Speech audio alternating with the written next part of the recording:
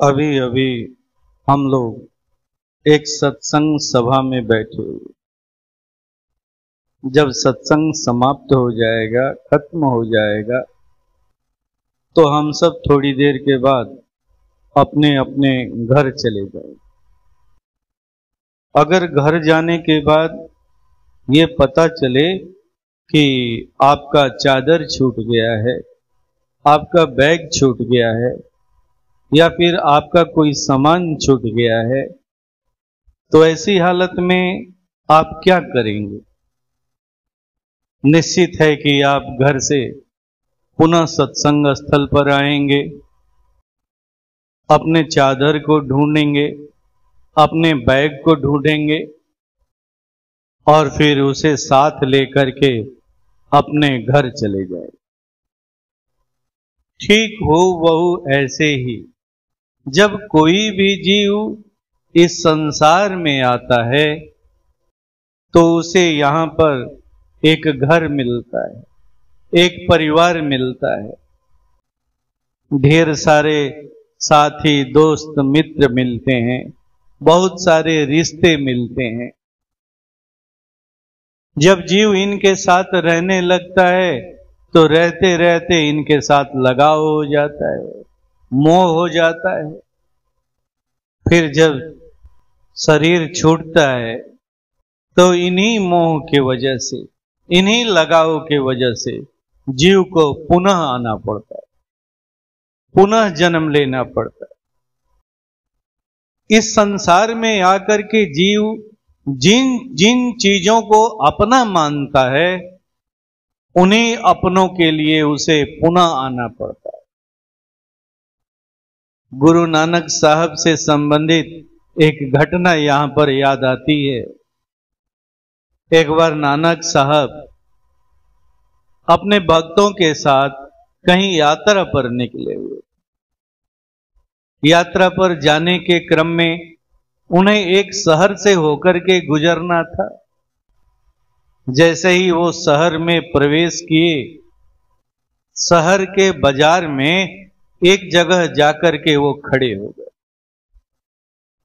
खड़ा होकर के वो एक दृश्य देखने लगे। दृश्य क्या था? तो एक बकरा एक दुकान के सामने पहुंचता है। दुकान के सामने बहुत सी अनाज की बोरियां रखी हुई थी। बकरा जाकर के उन बोरियों में अपना मुंह लगाता है, अनाज खाने का प्रयास करने लगता है।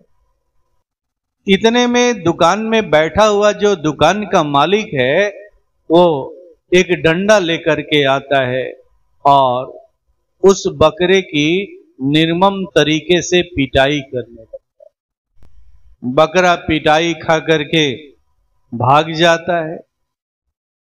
फिर थोड़ी देर के बाद बकरा वापस आता है, फिर वही हरकत करता है। वह दुकान के सामने जाता है, दुकान के सामने रखे हुए बोरियों में मुंह लगाता है, अनाज को खाने का प्रयास करता है। पुनः दुकान का मालिक डंडा लेकर के आता है और बकरे की निर्मम तरीके से पिटाई करने लगता है और बकरा भाग जाता है। ये क्रम बार बार चल रहा था। इसे देख करके नानक साहब खड़े होकर के मुस्कुरा रहे थे। थोड़ी देर के बाद वो उस शहर से बाहर निकल गए। जब शहर से बाहर निकले तो बड़ी हिम्मत जुटा करके उनका एक शिष्य उनसे पूछा, गुरुजी, मैं आपसे एक बात पूछना चाहता हूं। मैंने सुना है कि जो संत हृदय होता है वो बड़ा ही दयालु हृदय होता है, और जहां तक मैं जानता हूं आपका हृदय भी वैसा ही है। लेकिन आज तो मैंने आपका एक दूसरा रूप देखा।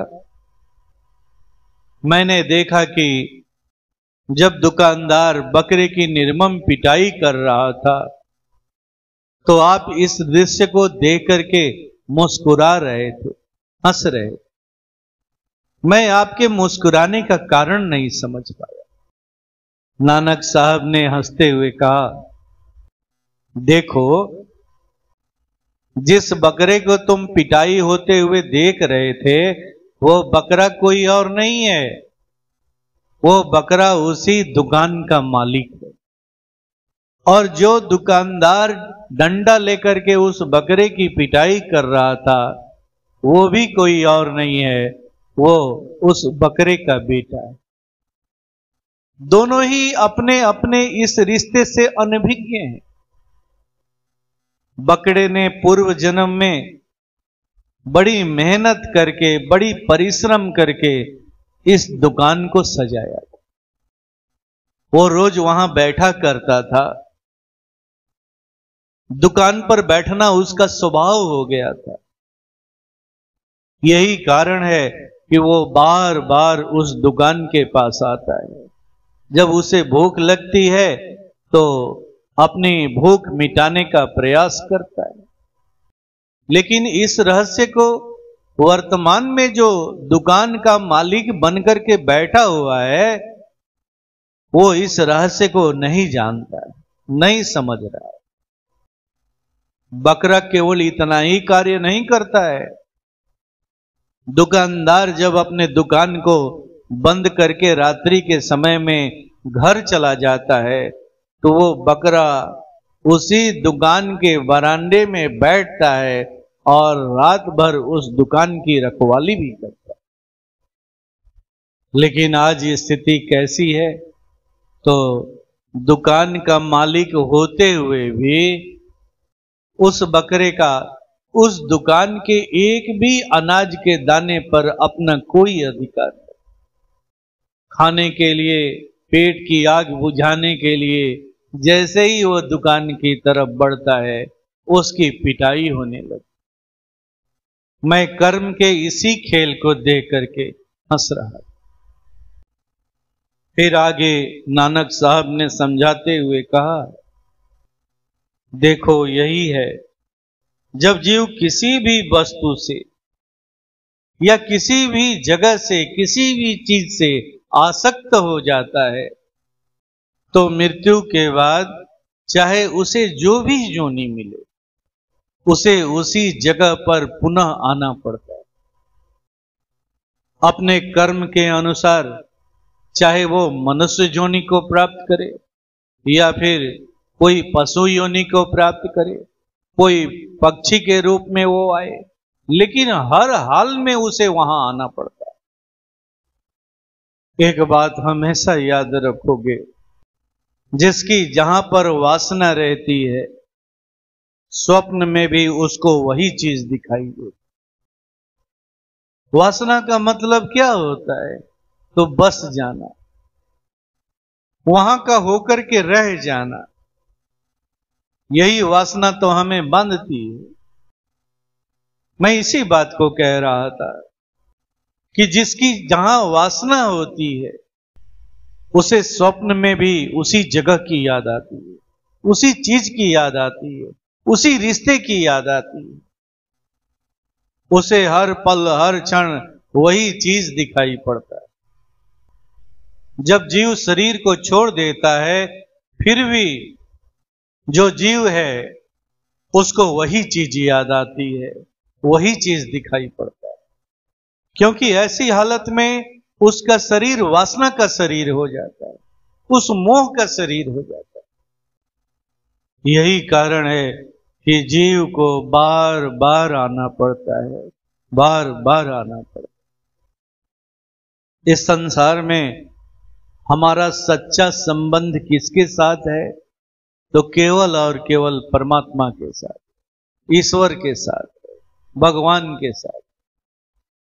हम जैसे ही उनके सम्मुख होते हैं, हम उन्हीं का होकर के रह जाते। ऐसा क्यों होता है? तो ऐसा इसलिए होता है कि हम उन्हीं के अंश। यही कारण है कि महापुरुषों ने बार बार चेताते हुए कहा है, ईश्वर जीव अंश अभिन्न। जीव जो है वो ईश्वर का अंश है, लेकिन वो उसका अंश होते हुए भी उससे बहुत दूर बना हुआ है, बहुत दूर बना हुआ है। ये दूरी का कारण क्या है? तो यही है हमारी वासना, हमारी आसक्ति, हमारा मोह। इस मोह को, इस आसक्ति को या अपनी वासना को कैसे मिटाया जा सकता है, कैसे तोड़ा जा सकता है? तो इसका एकमात्र उपाय है, हमें ईश्वर के सम्मुख होना पड़ेगा, हमें भगवान के सम्मुख होना पड़ेगा, हमें परमात्मा के सम्मुख होना पड़ेगा। हम अगर चाहें कि स्वयं परमात्मा के सम्मुख हो जाएं तो नहीं हो सकता। अगर इस काम को कोई करा सकता है तो एकमात्र गुरु ही करा सकता है, गुरु ही करा सकता है, गुरु ही समर्थ है। गुरु के पास ही वो पुरुषार्थ है जिस पुरुषार्थ के बल पर आपको परमात्मा के सम्मुख ले जाकर के खड़ा कर सकता है। एक जीव को उसके सारे वासनाओं से मुक्त करा सकता है, उसके सारे मोह को तोड़ सकता है, उसके सारे बंधनों को काट सकता है। अगर इस संसार में कोई सत्य है तो एकमात्र यही सत्य है, यही सत्य। ये सत्संग या परम पूज्य गुरु महाराज साहब की जो साधना है, वो साधना हमें परमात्मा के सम्मुख ही लाती है, हमें परमात्मा के सम्मुख खड़ा कराने की ही क्रिया है। और जैसे ही हम उनके सम्मुख होते हैं, हम भी वही हो जाते हैं जो सारे बंधनों को क्षण भर में हम तोड़ डालते हैं। सारे बंधनों से, सारे आसक्ति से हम क्षण भर में मुक्त हो जाते हैं। अगर मुक्ति का कोई रास्ता है, कोई मार्ग है, तो एकमात्र यही है, यही है सत्संग, गुरु का सानिध्य, गुरु के माध्यम से किया गया है।